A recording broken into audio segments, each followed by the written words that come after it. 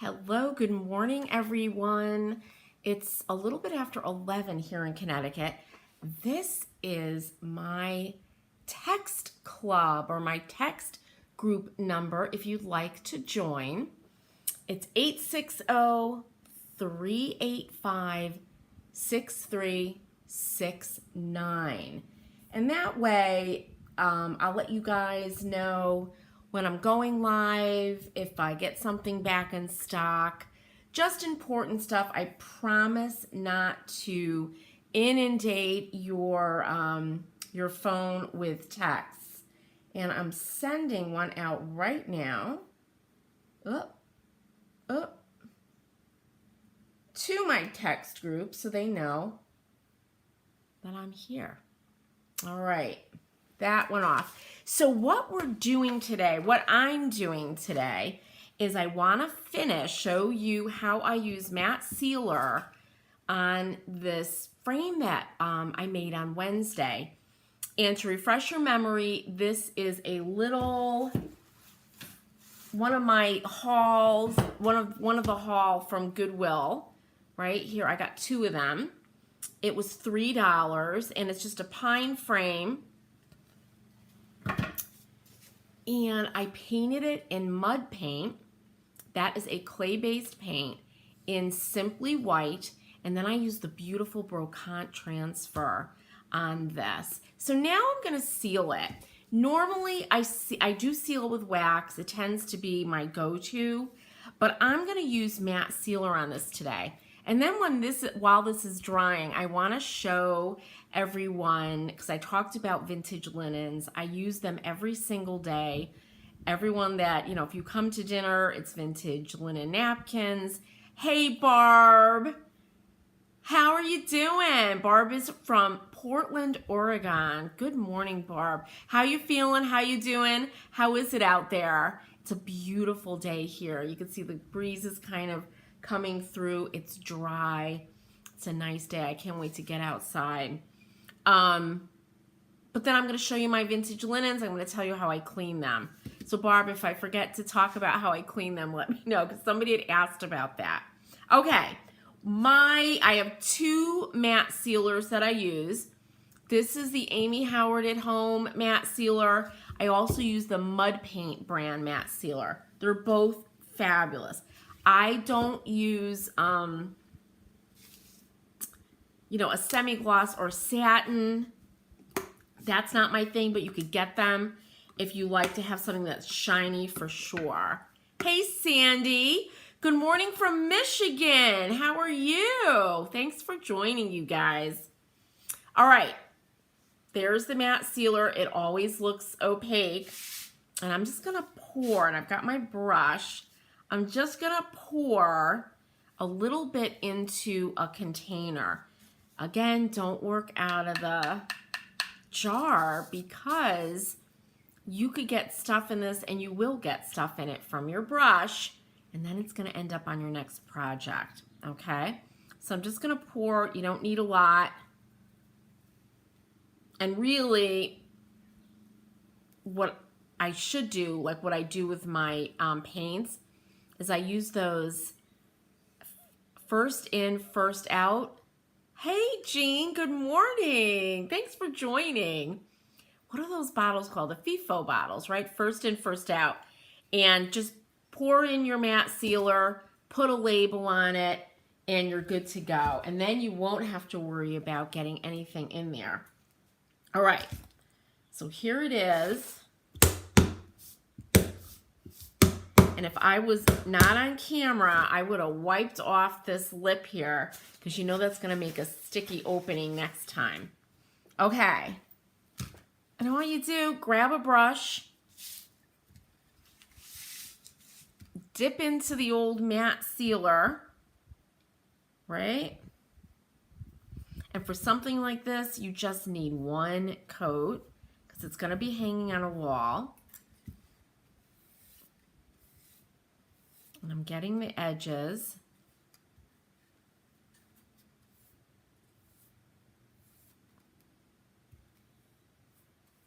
And you just brush this on.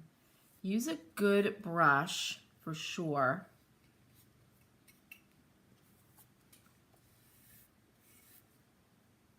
I'm gonna get these edges. I like to like get it done in one fell swoop.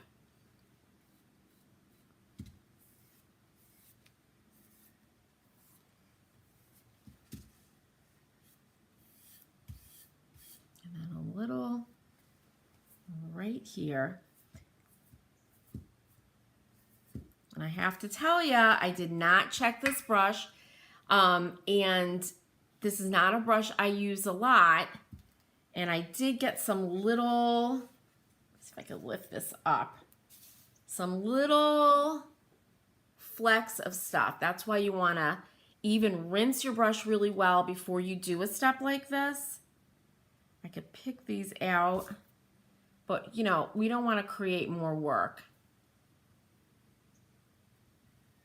And this is what happens when you just grab, you just grab something and just start working that you haven't used in a long time. All right, beautiful. When it looks milky, when it's clear, right? It's gonna dry clear, it's ready to go. Barb is telling me it's 64 and pouring rain. We haven't had any summer yet there. Barb, it's been like in the 90s here. And we had that rain the other day. It was pouring, like you have those bands coming through, and she's doing better. Barb had neck surgery, and you're going to physical therapy. Yeah, they work you, right? They don't listen when you go, ow. I'm so glad you're doing better, Barb, and I hope you get some sunshine soon. Oh, my grandfather clock. My husband said to me, when are you going to get done with this? And I just have to do along the edges. I got the whole front of it done. But when I wrapped that inlay around the grandfather clock and going down the sides, there's a little edge all the way down that I just have to reuse. So it's almost done. I know, it looks really pretty. I had people over the other day and they were like, they said, oh, what's that in the back of your living room? It's like, oh, it's a, grandfather clock I'm working on. So I just have to, I keep moving the paper, kind of putting it on, cutting it, and moving it down. So soon. Now what I want to get to, I have to put my brush in some water. And I hope you guys enjoy this. It's some of my vintage linen, some of a haul that I had. I have to make sure I don't have anything paint or matte sealer related here. And I even got a piece of paper to put everything on. Your daughter's in Indiana, and I'm jealous of her weather. Yeah, and Jean is saying warm weather finally showed up in Idaho. You guys, I have to tell you, I have to admit, I live for the spring, the winter, and the fall. The only time I liked hot weather or warm weather is when we lived in Northern California. We lived in Marin County, and it was like, I had been to Italy, and it was like Italy, dry and sunny. You go in the shade and it's cool. It was beautiful. I don't know if we drove through Idaho when we went out there. I don't think we did. It might have been Utah. But it's beautiful out there, Jean. It must be just gorgeous. There's mountains, right? And Barb, we never got up to the beautiful Northwest when I lived out in California because I was working all the time, and I'm so sorry I didn't. There's a lot of stuff we wanted to do, and we just didn't do it. That's what happens, right? So I want to show you. I talked about linens the other day. And I know a lot of people think of linen, linen, dish towels, napkins, tablecloths as fancy, right? I don't think of them as fancy. I grew up with linen, old linens that my mother had, and I still have some of them that are now really old. And she talked about when she grew up, my mom passed away in her 90s a few years ago. And she remembers salespeople coming through her neighborhood, a very Italian neighborhood in Connecticut, selling the most beautiful sheets with embroidery. And that's how they bought their sheets. Oh, Carol, good morning. It's 98. Where are you, Carol? Are you down in Texas? And it's going to be 104 today. Whoa. That is hot. When it's like that, you go out early in the morning to do anything and then you stay in, right? And don't go in the sun. Jean, you love vintage linens. I live for them. Here's a typical, this I think was a fingertip towel or a dish towel. It was never used. You can see there's the sticker that probably said Ireland or Belgium. And I paid $2 for this wherever I was. And you'll notice that there's, do they call this flocking? You get that little dark line because this was folded like this, right? There's a little stain. It was folded like this and stayed in somebody's closet forever. You're in Houston, yeah? Oh, I saw that today. But I also heard you might be getting some rain that might break that heat. I hope so, Carol. I hope you get some relief soon because that's brutal. I use a mixture of Biz, and it's not sold everywhere, so you might have to look around, but I use Biz, and it's in a powder. Okay, let me tell you what I do. So I bring these all home, right? Look at these. I'm going to go through them, then I'm going to tell you what I do. You know me, I can't focus on one thing. I don't know what these are, you guys, but I had to have them. Look at this. So there's these little, this is linen, and is this called Battenberg lace? As much as I love this stuff, I don't research it. I just buy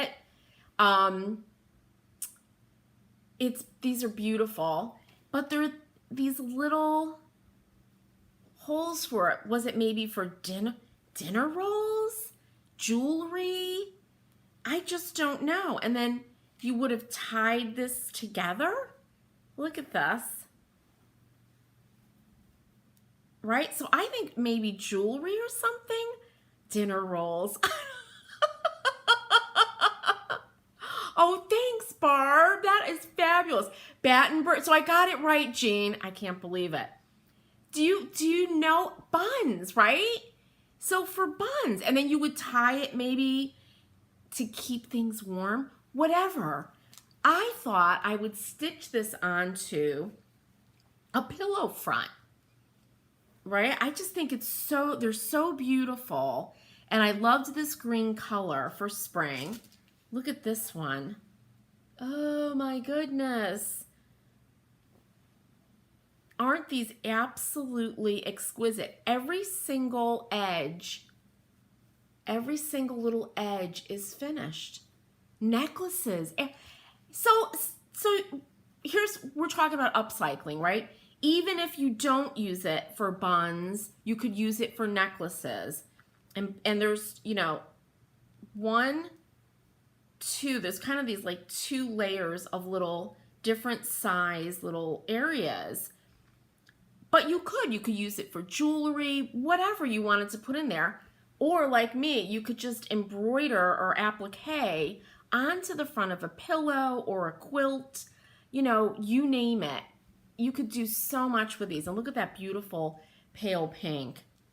And this one, beautiful. Wherever I bought this, they must have been using purple marker or something, because there it is. But I'm going to tell you how I clean these, and hopefully that will come out.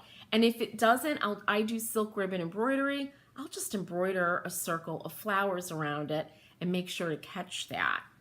But look at how beautiful. Look what it says here. Made in Belgium for B. Altman. That was a department store that was in Connecticut. 100% linen, cotton, border, and insert. So beautiful.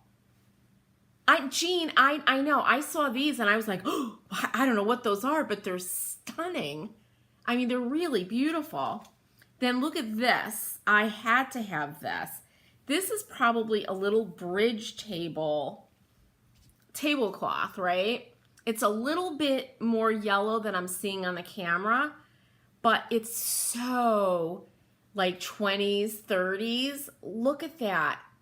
Those are appliqued on, and it's hand done. This is all hand applique, but beautiful and very, very contemporary looking. And this goes to the middle here. Beautiful. And I do use these. I use these on little tables. I'll layer my tablecloths. But I just thought this was just adorable. And yeah, I'm seeing this purple. I must have bought these all at the same place. That makes me nuts when you go to an estate sale or a tag sale or Goodwill and they put that plastic thing through the linen, you know, that shoots the, you know, plastic tag holder and put a hole in it. Makes me absolutely bananas. But beautiful linen napkins. And hey Kathleen, aren't they pretty? What is better than when you're having dinner than wiping your mouth and your fingers with 100% linen? It's absorbent. It feels really good. Have you ever been to a restaurant where they have those horrible polyester napkins? And me, when I'm eating spaghetti and it's going all over my face, and I'm like, oh my God. And I'm trying to wipe my face. I feel like those polyester napkins just push the stuff around your face. So this is what we use. Barb, I do sew. In fact, someday I'll go over everything I've done because I definitely bop around. But when I was doing makeup and hair, I was living in New York City. I had graduated or finished art school. I was teaching, and I also had a needlework business. And I'm going to show you a little sample of what my needlework looks like. So I loved it. But linen napkins, I probably paid $1 for these, and I use them over and over.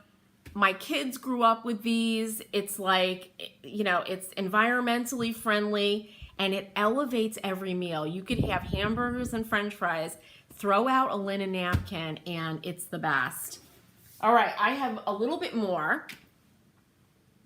Here's some fun napkins I got with some embroidery, and this is kind of Southwest to me, and I love this yellow. These I picked up, so these look like they were never used, but I'm gonna wash these, and I'm gonna tell you how I do that. Don't let me stop without doing that, and give them an iron. And you guys, I do love to iron. I love ironing linen. Now this is a little, I don't know, dresser topper. It's been lovingly used. It has this beautiful crocheted trim on it. It does have some staining, right? Oh, and my phone is ringing. But linen like this, if I got a piece like this and it had holes in it, I use it. And I'm going to show you what I use this old linen for. Oh, Barb, I'll send you I have another blog. I'll send you some of my posts where I talk about sewing and I quilt, I hand piece, I do all that. And I taught it for years, and silk ribbon embroidery. This kind of linen though, it's beautiful. It has a shine to it, but this is what I use it for. I love to do embroidery, cross stitch, that kind of thing. And this is it's a very early, I don't know, 1700s sampler pattern, which I actually have here, right? So I pick up these patterns from old magazines. I'm not doing the entire sampler, it's huge, but I'm doing part of it. So I kind of placed it where I wanted it. And this is old linen. I don't buy cross-stitch linen, but I do look for a very even weave linen so that when you do your cross, you know, just for cross-stitching, for silk ribbon embroidery, you could have any kind of linen you want. But you want something even so that everything is even. Your crosses are even over the threads. And that's what I use my old linen for. You know, don't throw it out. Even if you don't do needlework, you can give it to somebody who does, you know, or somebody like me. I know not everybody's like me. All right, quickly going through this. Here's some white, and I use these in my bathroom, my guest bathroom. Fingertip towels. Look at these. Oh, thanks, Jean. You know, one day I'll do a blog post about it because I definitely, my embroidery influences my furniture painting. If any of you took my workshop on the, you know, how to make a piece of furniture look like a 300-year-old antique, guess what I'm into? Anything that looks like really, really old. And that was part of my business. I used to make reproduction samplers, embroideries, dolls. I have a doll pattern, that kind of thing. So it all fits into my aesthetic. And for you that are watching this, that maybe are into mid-century, you could find some very, very cool mid-century linens. We all know those beautiful tablecloths, you know, those printed fun tablecloths from the 50s. There's so much. Oh, see, Barb has her grandmother's things. Oh, bring them out and use them, honestly. This one is pristine, right? Beautiful. It has a little hole. You know this was used. They used to, I think they used to boil their linens. But I fold these into thirds like this. And then I hang them from a little towel rack. My grandfather was a blacksmith. He came from Italy and he learned how to be a blacksmith. So I have his towel rings and all kinds of stuff all over the house. But I hang this over, and I remember somebody coming out of my bathroom, is it okay to dry my hands on that linen? I said, absolutely. That's what it was used for, right? Before there were terry cloth towels. Here's another one that's like really heavy linen. And they're indestructible. You can also use these in your kitchen for dish towels. Now, I do have, I think, this one for those of you that like color. Look at how beautiful that is. I did not embroider this. This is original to the piece, and it is hand embroidered, right? How beautiful is that? But this would look great for somebody who loves color, as a runner. And look at this wonderful linen. It's that nice coarse linen I just love. Here's a tablecloth I bought, and I would say this is probably from the 40s or 50s. But look at how fun that is.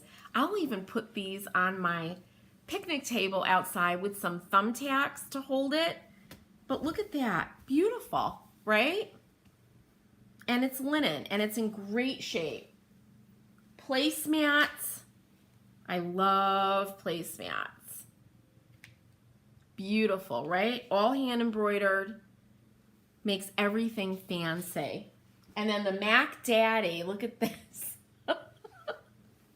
This is a piece of linen that I bought, and it's from France. It's French. It's heavy, heavy linen. I don't know what this was used for, but it is beautiful. You know why I bought this? Because I'm going to have a piece upholstered in this. It's really, this has got to be, I'd say 12-ounce linen. It's super heavy. It is slubby. For those of you into farmhouse, where did I find these? Barb, you know, one day I'll take you with me when I go on one of my thrifting adventures, I call them. I stop at tag sales, Barb. This I know I bought on eBay because I was looking for something very, very specific. And that was a heavy, heavy, tight, coarse linen. I don't want cotton, I want linen. And I wanted French linen, and that's what I got, and I absolutely love it. This has to weigh about 5 pounds, and it's perfect for upholstery. So I have a chair that I want to paint the frame And this is the linen that I picked out. I'm going to paint it in the same way that I taught in the workshop that I did, the Antique Finish workshop. So beautiful, right? Shannon, hey there. I picked up so many pieces of old linen. I don't know anything about them, but you love them, right? I know when we talked about this before, I think Barb, was it you who you were using the linen as a little cafe curtain? It doesn't get more beautiful than that. And try buying any newly made Belgium or French linen things. When I had my shop, I used to meet with I called him my dealer. He was a French linen dealer who would come to the United States, right? I'd see him at the New York show. I'd meet him and I'd order all my things from France. And he represented the last French linen mill. I hope they're still there. And the linen was stunning, and it will last 100 years. But it's not as inexpensive as just going out and finding it. So Barb, I find these things at tag sales, estate sales, Goodwill, you name it. I mean, I will, pop into the cruddiest looking junk shop, and there'll be some stack of napkins that I have to have. And in my drawer in my kitchen, you look for a napkin, you open the drawer, and there's just folded linen napkins. And I love them. This beast I did have to order, though. Now, here's a little piece I made. My little crazy heart. I have these little pillows that I put around. And this is with old linen. And you can see the little design? This is one of those printed linen tablecloths I used to cross stitch it was all marked up on one side. And I used some silk that I just kind of ruched here, some old mother of pearl buttons, some old silk ribbon. It was just a little piece of silk ribbon that I cut, and then I just sewed it on. And this is all hand stitched, and I put some fill in it, and it's great. Barb, it wasn't you. I'm scared to use them. Don't be afraid to use them, you guys. If you are afraid, here's a little hint. Those brass, those little squeegee, those little brass cafe curtain rings that you squeeze them and they're like a clip? You could just clip. You don't have to sew, you don't have to cut. You just clip the edge, right? Right along the edge. And then hang them on a rod, not doing anything. Jean is saying, please do more lives on linens. I will, Jean, if you ask. Oh, I love this stuff. Most of mine are stored away in my hope chest, and you want to use them.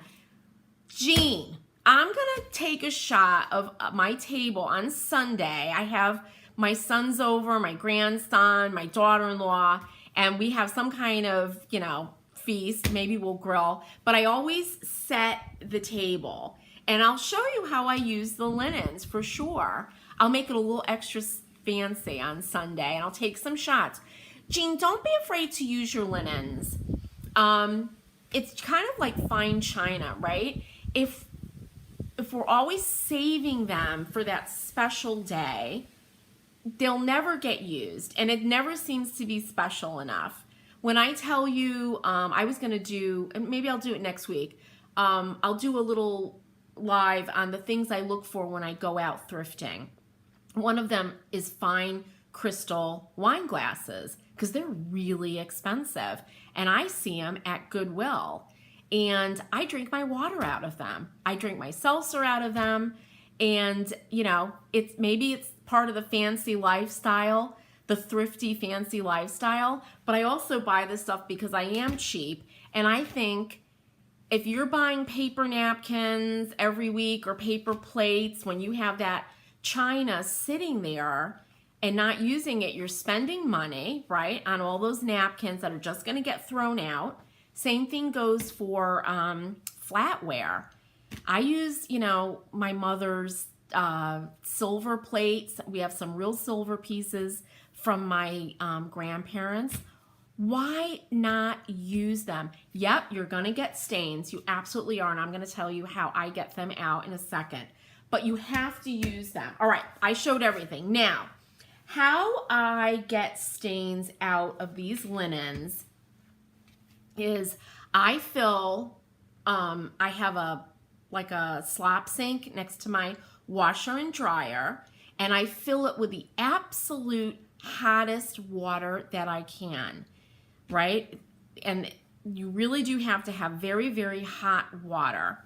I throw my linens, before I throw my linens in, I put in a scoop of Biz, B-I-Z, cleaner. It's one of those oxygenated cleaners. It's old school, I guess, but I throw some of that in.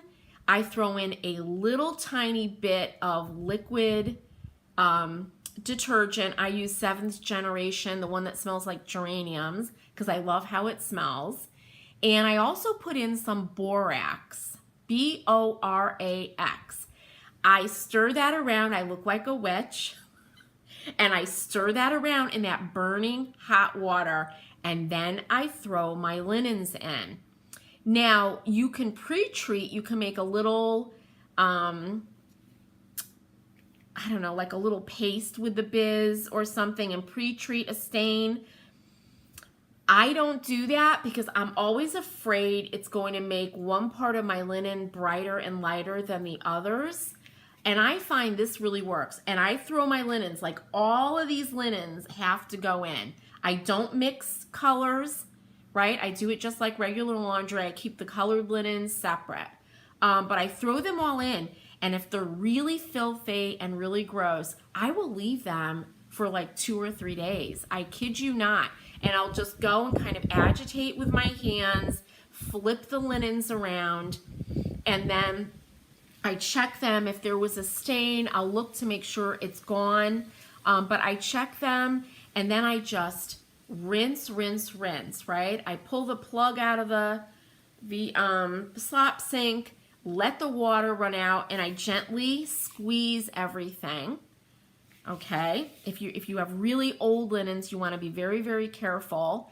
If you're doing a quilt, we'll talk about that another time because that's different. But I gently squeeze them out and I fill it up with some cool, clear water. Press, right?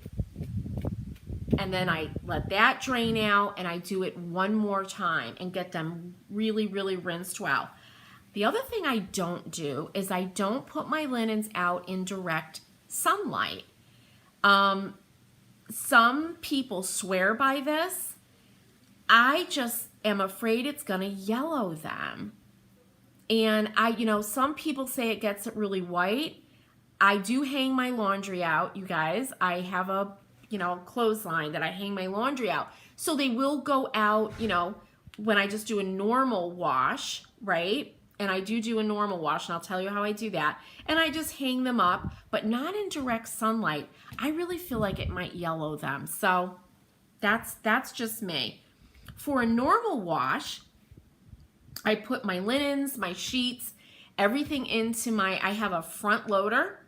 I put a little bit of Biz in there, a tiny bit of my detergent, liquid detergent, wash those on warm water, and then I hang them out, okay? So the first one I described to you is to get that flocking, let's see if I have a piece.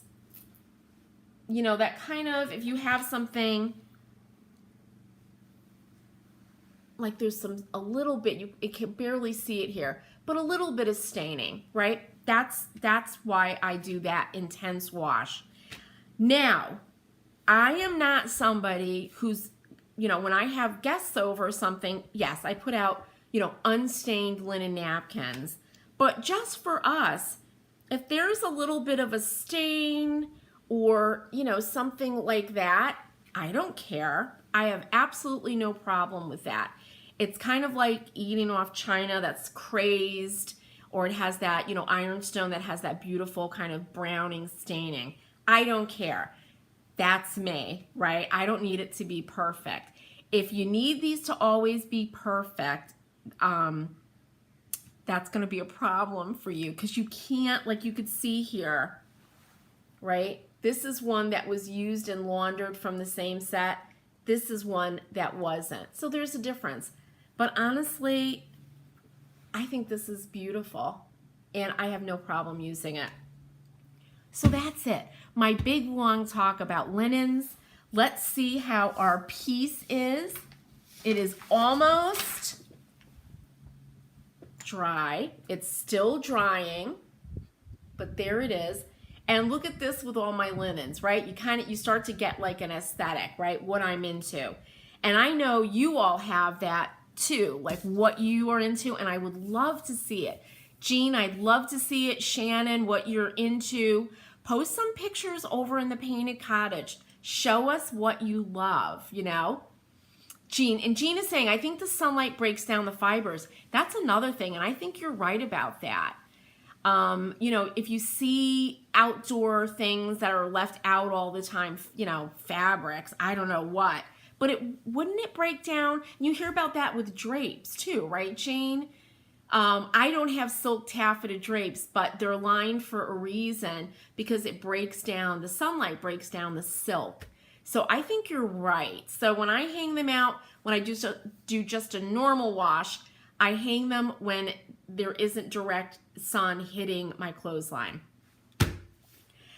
Wow, that was fun, but I want to see what you all have. So post in the Painted Cottage. Show some pictures. It doesn't have, it could be like this, like, hey, I just went into my hope chest and found this beautiful piece that maybe I'll use now, right? Get it out, let's see. And when you're looking at those things that you love, you can think about the paint finishes that you create, right? Like me with my milk paint, my layering, it all kind of works together to create something that's kind of, you know, a whole, I hate to say style, I say aesthetic, something that tells other people about you and what you love. You might love beautiful wools or plaids, right? I follow designers, all they do is plaid, right? Scottish and English plaids, African plaids, they're super into plaids. Why not, right? We only go around once and you should surround yourself with things you love. So that's it. Happy Friday, everyone. Thank you so much for joining me. I'll see you all next week. Have a wonderful weekend, and I will hopefully remember to take a picture of my table on Sunday. All right? See you guys soon. Thanks for joining.